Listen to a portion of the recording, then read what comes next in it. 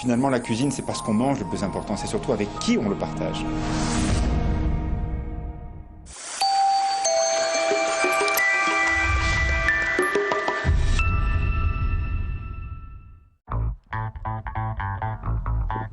Nous sommes au cœur de Savoie-Mont-Blanc, dans le petit village des Marches. Partout autour, ce sont des vignes.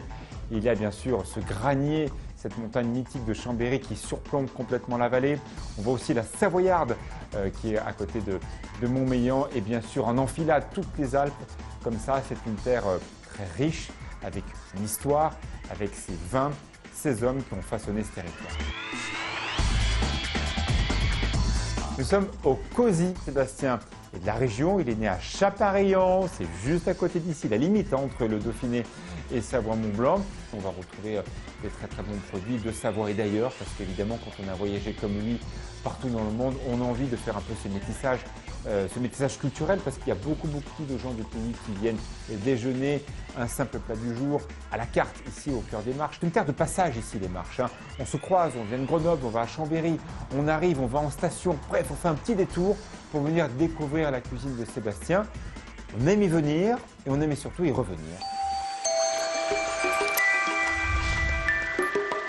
La recette est un carré de cochon qui est cuit un peu à l'étouffée avec ses sarments de vigne, avec ses pommes de pin. Une purée, toute simple, montée comme ça à minute avec le robot. Une purée de potimarron, un peu de beurre, un peu de crème, quelques champignons. C'est un plat d'automne, bien sûr. Et c'est un plat de vigneron. Les vignes sont partout et également dans le mode de cuisson, juste en dessous du cochon. Nous sommes dans la cuisine fumoire de Sébastien parce que ton appareil, là, il commence déjà à se réveiller. Parce qu'on va cuire effectivement tout ça dans un barbecue fermé, ça va être très très intéressant. On attaque tout de suite par les potimarrons. Voilà, on va faire les potimarrons en croûte de sel. Oui. Donc, je vais demander de me faire passer la pâte à sel. Ok. Rappelle des souvenirs, ça, à tous les enfants. Hein. Ah oui. Donc on va juste mettre le potimarron en croûte de sel. D'accord. Et on va le cuire. Pourquoi tu as choisi ce mode de cuisson? Alors, j'aime bien qu'on garde un petit peu les produits sans trop les dénaturer. Et en fait, avec cette cuisson, on arrive à garder notre potimarron, faire une purée sans ajouter trop de choses, de l'échalote ou la faire suer. Et en plus, on conserve toutes les saveurs à l'intérieur. On a une croûte, on va cuire le potimarron, on perd aucune saveur. Allez, je te regarde faire. Montre-moi comment tu fais tout ça. La cuisine, j'aime bien qu'on garde un petit peu le goût originel des produits sans trop dénaturer. Enfin, on ne met pas trop de choses quand on cuisine. Mais tu as le temps de faire ça parce qu'ici c'est une cuisine de plat du jour, c'est une cuisine du quotidien, tu inventes tes recettes au quotidien. Tu as le temps de t'amuser à ça? Oh, bah oui, on prend le temps. On prend le temps, ça fait beaucoup d'heures, c'est certain. Mais en même temps, c'est du plaisir, donc on s'amuse. C'est pas du tout un inconvénient.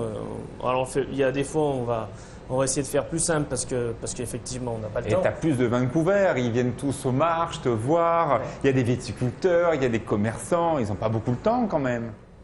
Ah bah oui, non mais ça on le fait en mise en place. Hein, oui, bien sûr, j'imagine tu ne le fais pas à minutes, oui. Non, parce qu'on a une cuisson d'1 heure, donc ça on le fait en mise en place le matin. Donc c'est plus, on se lève plus Mais tôt. c'est le bonheur d'avoir ça effectivement. Merci. La veille, on vient ici, on sait qu'on va pouvoir goûter ça. Tu mets au four? Allez, on le met tout de suite au four. Combien de temps? On le met au four pendant 1h15. 1h15, d'accord. On va parer notre carré de cochon. Alors c'est un cochon de lait. Il vient d'où? C'est Jean-Charles Garrigue, le boucher, qui nous sélectionne ça. Vraiment, il fait attention, il a des éleveurs, il élève aussi ses bêtes. Je veux dire, il travaille vraiment en collaboration avec ses éleveurs pour affiner vraiment l'élevage. T'es un passionné. Hein. Ouais, non, on travaille avec des passionnés. Moi, j'aime mon métier, puis en plus, on travaille avec des gens qui sont aussi passionnés que nous et qui nous permettent d'avoir des produits fantastiques. Voilà, c'est ce qui nous fait lever le matin et vraiment travailler dans le bonheur. C'est pas un travail en même temps, on s'amuse à faire ça et c'est un grand moment. C'est un bonheur tout ça. Alors là, donc tu vas, là tu prépares, après tu vas donc le fileter. On va le cuire comment? Alors on va le cuire dans un barbecue. C'est ce qu'on voit juste à côté. Voilà. Donc c'est un barbecue à braise et j'ai fait donc mes braises à partir de sarments de vigne. Ouais, logique, on est dans le pays du vin ici, dans l'histoire de la région. Voilà, en plus dans la saison du vin, on est en pleine vendange. Donc on a les sarments de vigne, on a les pommes de pin aussi, j'ai rajouté quelques pommes de pin. Oui, vous savez, ça sent un petit peu, hein, on sent ici évidemment dans cette cuisine. Ouais, on sent un peu, presque un peu d'épices déjà. On sent les épices et puis surtout Ouais. c'est le cochon qui aura le goût des épices et donc ça apporte un petit plus, quoi. Tu es heureux ici? Ouais. Ouais. Ah ouais, c'est une belle région. Je trouve que les gens ont vraiment la connaissance de la gastronomie. Vraiment, quand on fait des belles choses, les gens le ressentent. Et ça, c'est important. C'est important que l'on puisse, voilà, quand on sert des produits comme ça, j'aime bien que les clients puissent un petit peu comprendre et vraiment se dire, ah, là, il y a un cochon qui était parti. C'est pas n'importe quel client qui vient ici. Il y a tellement de viticulteurs qui sont à proximité immédiatement du COSI. Ben voilà, ces viticulteurs ont la chance d'aller eh bien, de temps en temps livrer les plus belles tables hein, de Courchevel, de Megève et d'ailleurs. Donc ils retrouvent chez toi, dans ta cuisine, eh bien, tous ces très beaux produits.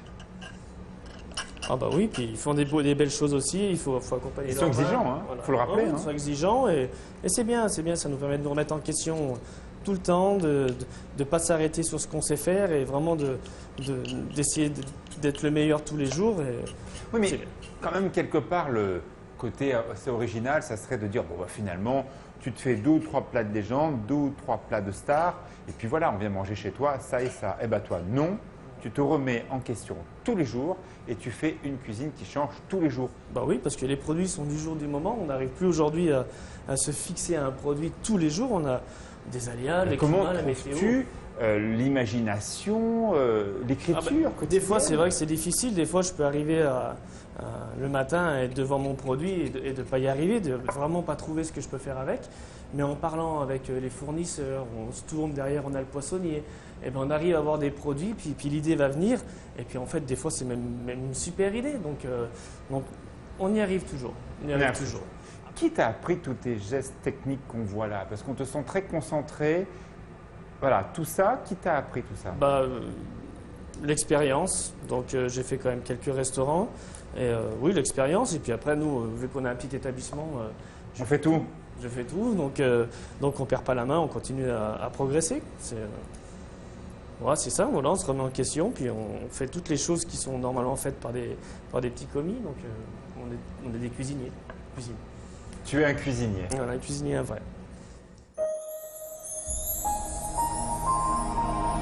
Quelle amitié, quelle gentillesse, ce Gilbert Perrier, ce personnage, cette famille qui a grandi juste au sud du Granier, aux Marches, dans ce village de vignerons. C'est un amoureux du territoire. Ses plus belles bouteilles, ses recettes de Montermino, ses mondeuses se retrouvent dans les tables les plus prestigieuses de Savoie-Mont-Blanc.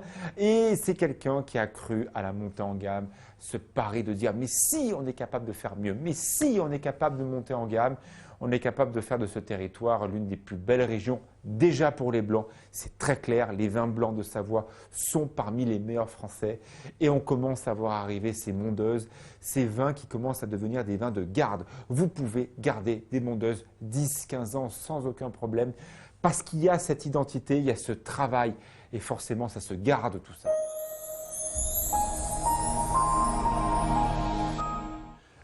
Mon arrière-grand-père arrière a démarré en 1853.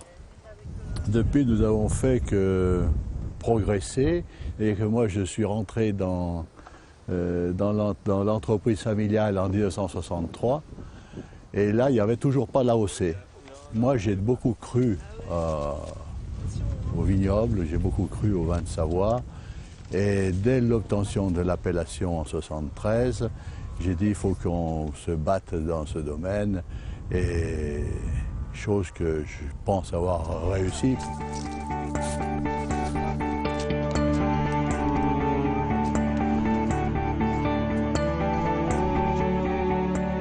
Bien que les vins de Savoie ont été souvent décriés, on essaye tous ensemble, hein, tous les vignerons, coopérateurs et négociants, on essaye de faire connaître la qualité des vins de Savoie avec tout le savoir-faire qu'on peut avoir les uns les autres.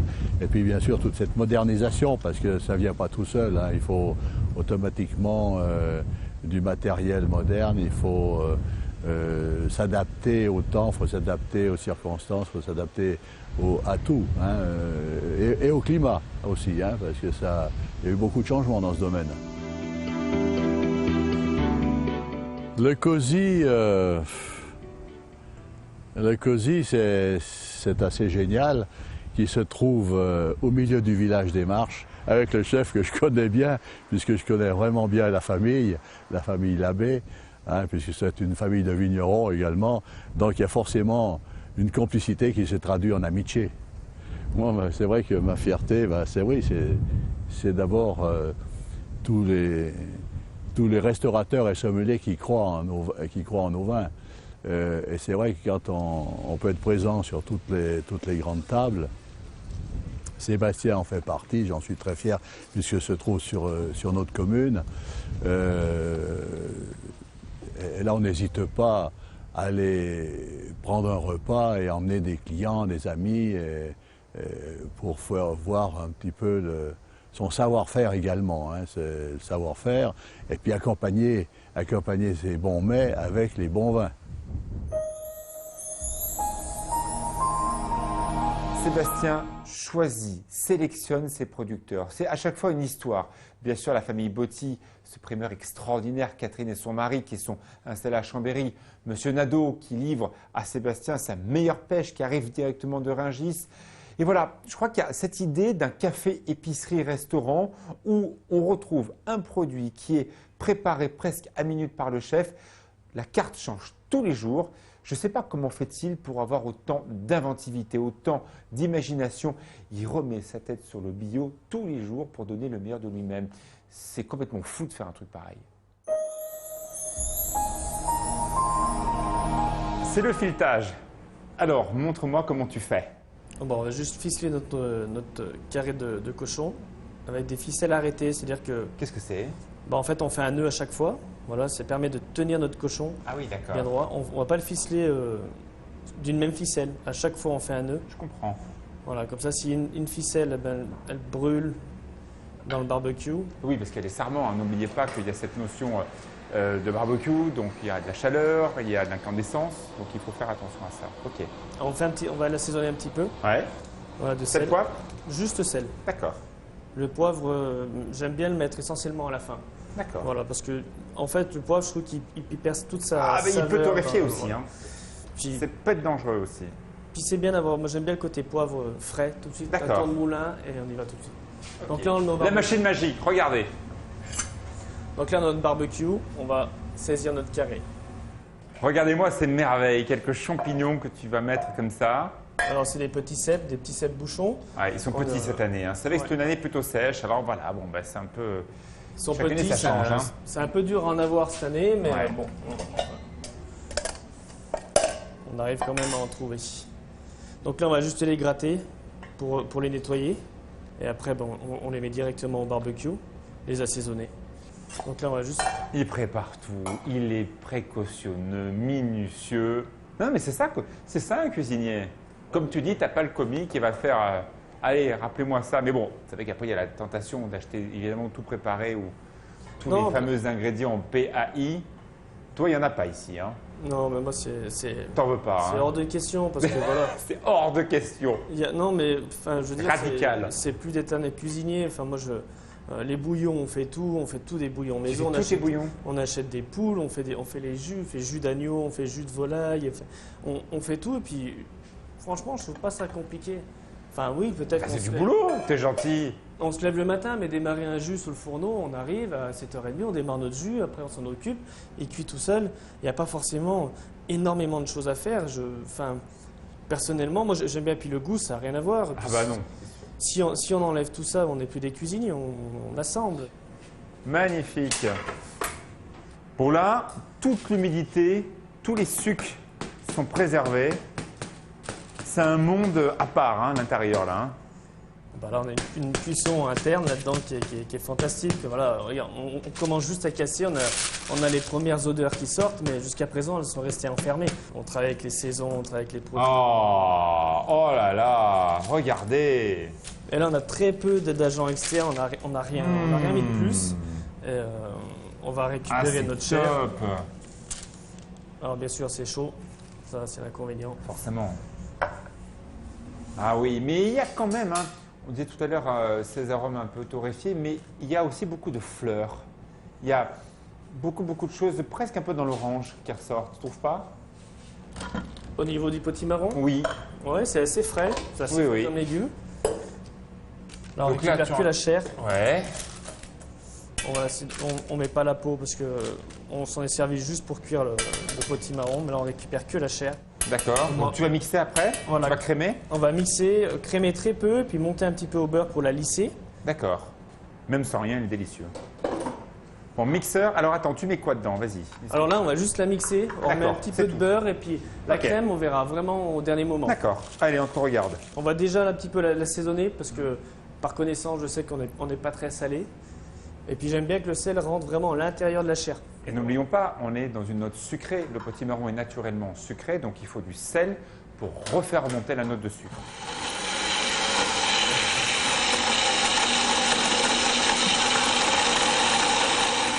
On a mixé notre purée de potimarron. Tu as mis un peu de beurre. J'ai mis juste le beurre et puis la crème, c'est vrai que je vais la rajouter. C'est vraiment, ça dépend un petit peu de la texture. Là, je dirais qu'on a même une texture qui est assez Belle déjà, hein. une belle texture. Ah ouais. La crème, ça va être vraiment très très léger. Tu mets quoi? Demi-crémé, crémé? Alors c'est une lait qui vient des Aillons, Ouais. la ferme des Aillons. D'accord. On n'est pas loin. Toujours, ça c'est Lionel Carroz, mon Donc fromage. 100% crème? C'est crème 100%. 100%, ouais. 100% crème. Et vous n'osez pas de me le dire. Hein. Mais 100% crème crue, rien. Non, mais, enfin, on fait on préfère en attention. mettre moins, mais mettre 100%. Voilà, on fait attention à ce qu'on fait. Comme les œufs, on achète des œufs bio. Enfin, on voit que les recettes, il faut un petit peu les changer par rapport à des œufs de moyenne qualité. Et moi, je préfère. On met un petit peu moins, mais on met des beaux On produits. met ce qu'il faut. D'accord. Voilà, donc là, on a notre. Eh bien, je vais te laisser assembler tout ça, puis moi, je vais passer à table. hein. Charles, quelle chance d'avoir un ami pareil. Il n'a pas 30 ans non plus. Il vient de Von Romanet. Là aussi, c'est évidemment le prestige de la France. Il est déjà dans cette idée de reprendre les vignes de son papa. Et ce qui est incroyable quand on écoute Charles, c'est qu'il a compris la puissance de ce territoire des Savoies. Il l'a suivi un peu de loin, mais à mon avis, il va s'y intéresser beaucoup plus l'évolution de nos vins de Savoie, parce qu'ils ont compris, ces Savoyards, qu'il fallait mettre de la qualité dans ce vin et en faire quelque chose d'exceptionnel. Cette marche en avant, cette montée en gamme, elle est exacte, elle est maintenant, elle est juste. Bon, c'est une sorte de famille tout ça. Hein. Tu le trouves comment, Sébastien là? Je le trouve bien, passionné. Ouais. C'est pour ça qu'on est devenu aussi proche, je pense, parce qu'on est animé par nos métiers. Peut-être qu'il a trop d'idées à la minute. C'est-à-dire? Il est sur un truc, sur un repas ou ce qu'il soit en train de faire aujourd'hui avec sa femme, sa compagne au restaurant. Il est déjà à l'étape suivante. Il est déjà en train de penser à ce qu'il va faire après. Et depuis que je le connais, ça a toujours été ça. Avant qu'ils ouvrent, il était déjà après l'ouverture. Avant de voir comment ça marche, il avait déjà des projets. Et là, ils sont sur un projet à côté, il est encore au projet d'après. Il est tout le temps en mouvement et il ne sait pas s'arrêter. Tu as fait le voyage spécialement de Bourgogne pour venir nous voir ici en Savoie-Mont-Blanc. Tu en penses quoi de ce territoire, de ces Savoies? Alors moi, c'est une région que j'adore. Et il y a des ressemblances entre nos régions. C'est des régions de terroir, de passionnés, de gens qui sont chauvins de leur région. Nous, on est bourguignons, pareil, ici on rencontre les gens. Non, je suis savoyard. Comme je disais tout à l'heure, je suis de Chapareillan ou je suis d'ici. Et voilà, on se retrouve dans tout ça, cette passion et ce qui anime les gens, quoi. Quel regard portes-tu sur ces viticulteurs et vignerons savoyards? Bon, pendant des années, c'est vrai, pas comme en Bourgogne, il y avait un peu une image de marque un peu difficile. Ils ont tenté aussi d'améliorer leur vin. Pour toi, ils sont sur la bonne voie? Oui. Le monde du vin en général bouge beaucoup. Et en plus, par ici, les gens font ce qui s'est passé en Bourgogne il y a 15-20 ans. Commencent à voyager, plus jeunes, à se déplacer à l'étranger, voir ce qui se fait, voir ce qui se fait ailleurs en France. Ça leur donne des idées et ils s'ouvrent un peu au monde. Et du coup, ça fait évoluer leur manière de travailler, le goût, la manière de le concevoir. Et la région prend une autre entité, une autre qualité. C'est ce qui se passait en Bourgogne il y a 20-25 ans et c'est génial. Et tant mieux pour la région. Ouais. Cet endroit ressemble un peu à un caveau. Il y a forcément du vin. Tu les conseilles aussi pour trouver des belles quilles. C'est vrai qu'il y a beaucoup de liens entre le liquide et le solide, entre la table et les vins. C'est un peu ce qu'il essaie de faire. C'est logique. Cozy est au cœur des vignes. Oui, on est en plein milieu des vignes. Quand on a la chance de prendre l'apéritif l'été sur la terrasse là-bas, on voit cette magnifique montagne. Et voilà, c'est un lieu de partage, d'émotion, de produits qui ont du goût, autant dans l'assiette que dans la cave. En conseil, il y a des produits de Savoie, il y a les chartreuses, il en est devenu fan. Je lui ai fait découvrir la tarragone et voilà, j'ai lancé un peu Modéceps sur des choses en vin qui, moi, m'animent. Et maintenant, il y a un élan qu'ils ont avec leurs produits et tout, et c'est génial. Et on vient ici pour ça. Et le restaurant gagne à être connu pour ça, je pense. Qu'est-ce qu'ils vont devenir tous les deux? Je sais pas, de belles choses, je pense, parce qu'ils ont un formidable projet. Ils ont ouvert ici il y a quoi, presque 3 ans. Ouais. Ça marche du feu de Dieu. Et ils démarrent une famille magnifique. Ils ont un petit garçon, ils ont des projets. Je pense que ça va aller loin. Et ils sont bien entourés par la famille, les amis. Et il y a un très beau cadre et une envie au milieu. Donc, je pense qu'on va entendre parler d'eux dans la région. Ils sont très attachés à cet endroit. C'est avec Chaparillon, les Marches, c'est tout un territoire très identitaire des Savoies. Pour toi, qu'est-ce qui te marque le plus? C'est la cuisine, l'endroit, le bonhomme? Le bonhomme qu'on retrouve dans sa cuisine, se passionner de produits. C'est vraiment tout à propos du produit. Même son lait, sa crème, son beurre, il va les chercher dans les alpages, des petits éleveurs qui font tant de beurre.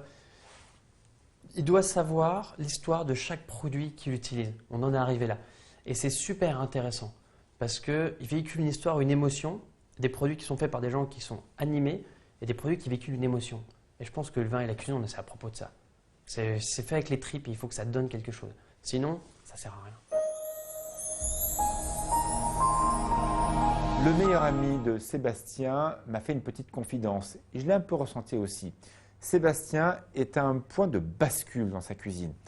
Il est précis, il a compris les produits, il a compris qu'il fallait aussi une colonne vertébrale dans la cuisine. Ces notes d'acidité, ces notes d'amertume. Mais à mon avis, dans 2 ou 3 ans, ces plats auront complètement changé. Il ira encore plus loin dans le produit. Il ira encore plus loin dans la sélection des choses. Et je pense qu'il se passera beaucoup de choses ici au COSI. Moi, je suis absolument persuadé. On déguste? Allons-y.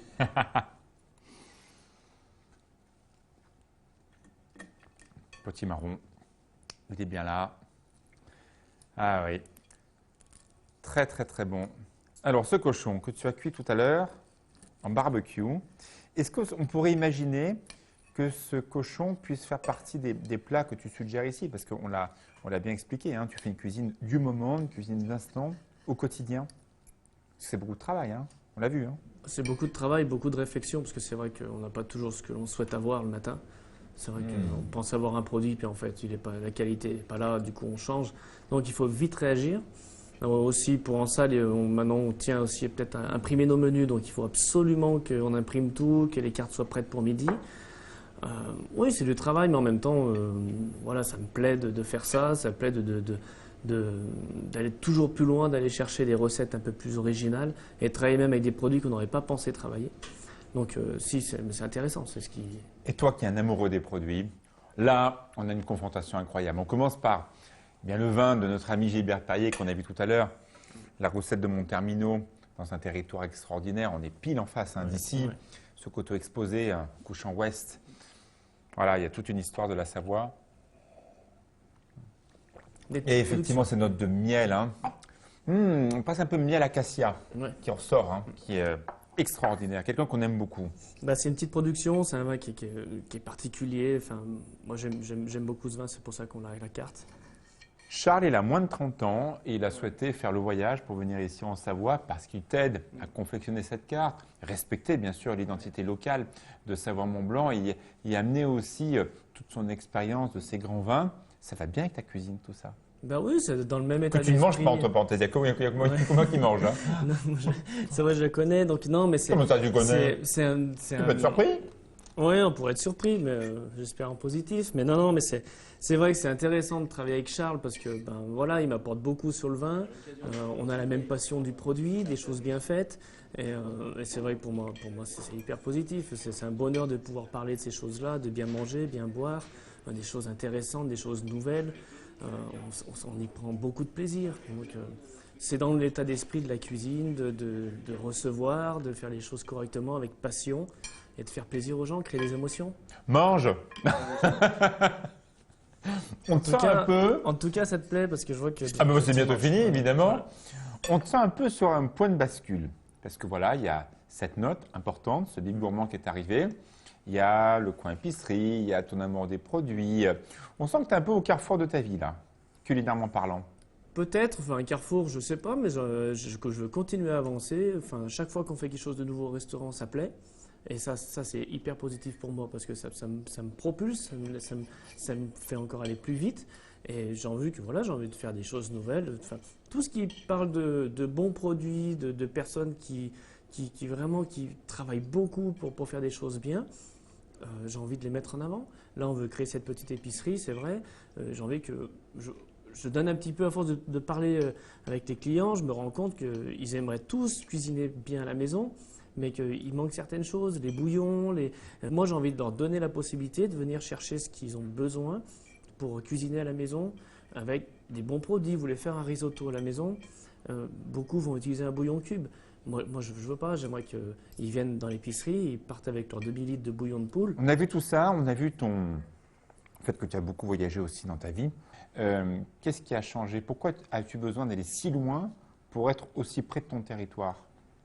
En fait, de partir, ça m'a apporté une ouverture, surtout l'étranger. On voit notre pays d'une autre manière, donc on réagit différemment. C'est vrai, des fois, on se contente de ce qu'on fait. On est chez soi et on ne se rend pas compte de la chance qu'on a. Il faut aller à l'étranger pour se rendre compte vraiment des choses et qu'on a un pays fantastique, on a un département. Moi, je suis passionné par le coin. C'est plein de belles choses, plein de gens merveilleux, plein de produits fantastiques. Et puis moi, il y a la famille, on est une grande famille et ça me tient à cœur.